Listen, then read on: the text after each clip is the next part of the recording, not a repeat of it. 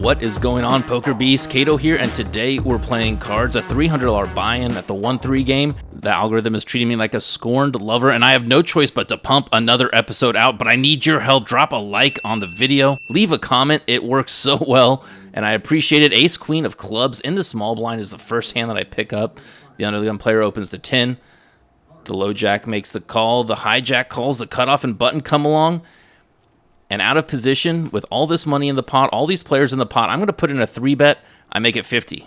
Something that happens a lot that I've noticed on my channel as I'm making these videos is my 3-bet sizing is too small, especially with 5 people committing 10 bucks. I need to make it at least 60, maybe 70. The problem is I'm only working with 100 big blinds, committing 1/4 of my stack, hoping to hit the flop out of position. 100 big blind caps on games is probably a large reason why you don't see the 1-3 population 3-betting unless they have a premium.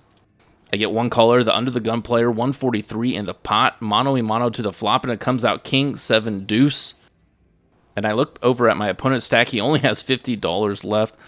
Not much for me to do. I could check, and I probably have to fold if he bets, so I'm going to try to exploit my fold equity and just put them all in. He snap calls, doesn't make me feel so good about my holdings, but there's still 2 cards to come. I could hit an ace. I could hit a backdoor straight. The turn is the 7.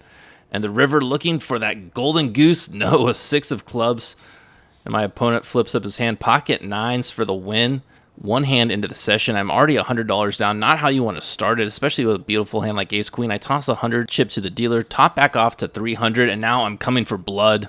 5-6 of spades on the button. 300 in my stack. The middle position player limps. So does the low jack, the hijack, and the cutoff. I'm not going to stand for this. I go to throw 15, but say 20 right at the last second. I know if I bet 15, everyone's going to call. I'm not sure if 20 is going to make much of a difference. The small blind calls.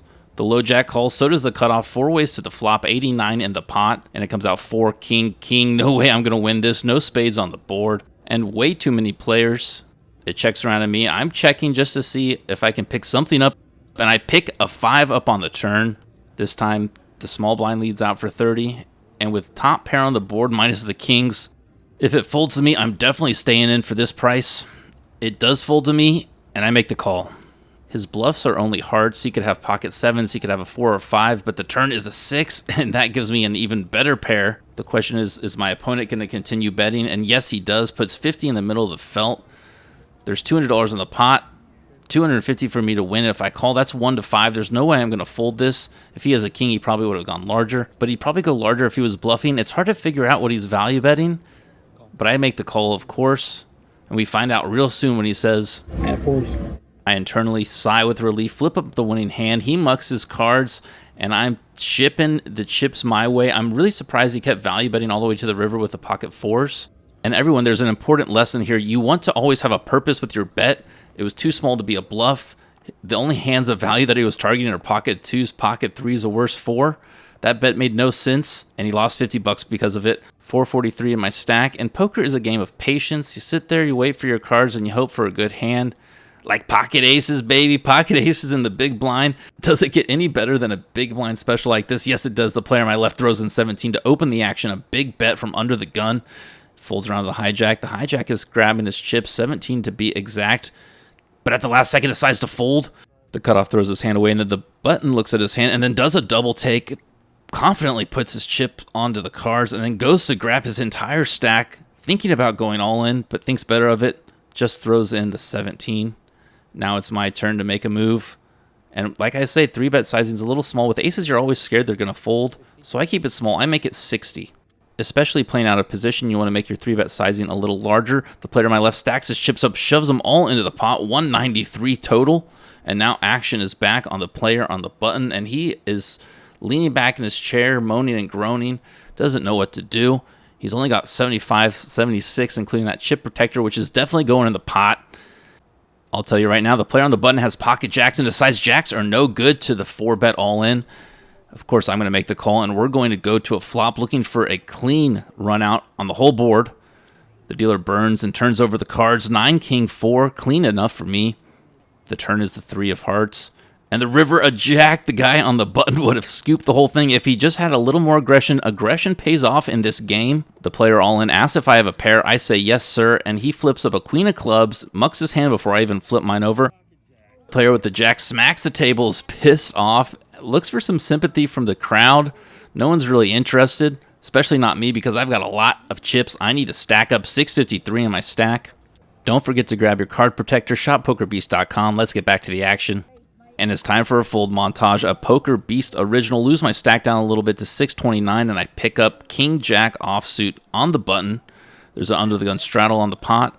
The middle position player calls. So does the other one. The cutoff makes the call as well. I'm happy with taking the $28 down now. I go a little bigger and make it 40.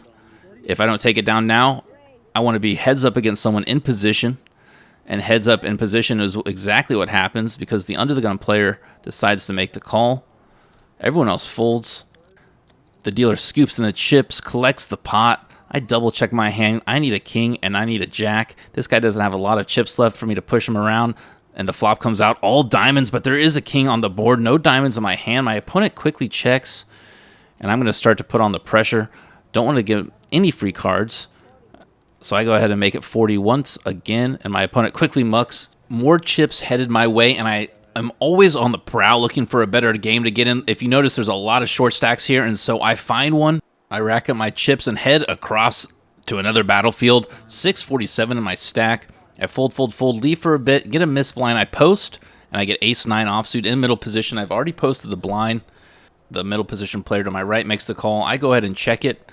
The hijack calls, the cutoff calls, the button calls, the small blind calls. No one wants to raise. The big blind checks, and we're going to a flop 7 ways with only $21 in the pot. Classic 1-3. The dealer burns, puts out 3 cards, and they are all spades. All spades. And red alert, I'm holding the ace of spades. This hand could turn into something, and all of a sudden I love the fact that it's 7-way. Action checks to me. I'm not letting anyone get a free card. I make it 15. Folds around to the big blind who makes the call. The player on my right makes the call as well. 64 in the pot, 3 ways to the turn, and it's another spade. I have hit the nuts, baby. Drawing to the straight flush. Not that I need it. And something I did not expect. The player to my right grabs chips and leads out for 40. Very interesting. I'm guessing he has either the 10 jack or queen of spades. And now I have a question. Well, the player in the big blind has way more chips. I don't want to force him out. I don't want to scare him by raising. Maybe he'll come over the top with a queen or a king. So I just play it cool. I make the call, and unfortunately the big blind tosses his hand away right away.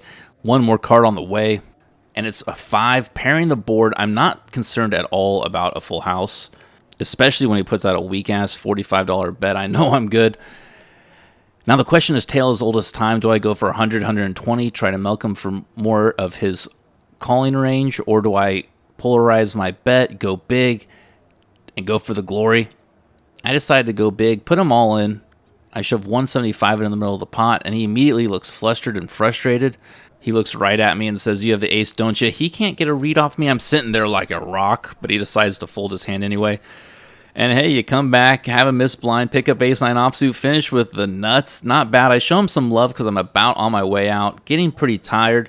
And the gambling players at this table have all left. The tables all kind of look like they're drying up, so I decide I'm going to take these chips, head to the cage, book a profit, and turn them into cold, hard cash. In for $400, out for $713 for a profit of $313. Don't forget to hit that like button on your way out if you haven't. Thanks so much for watching. Cato out.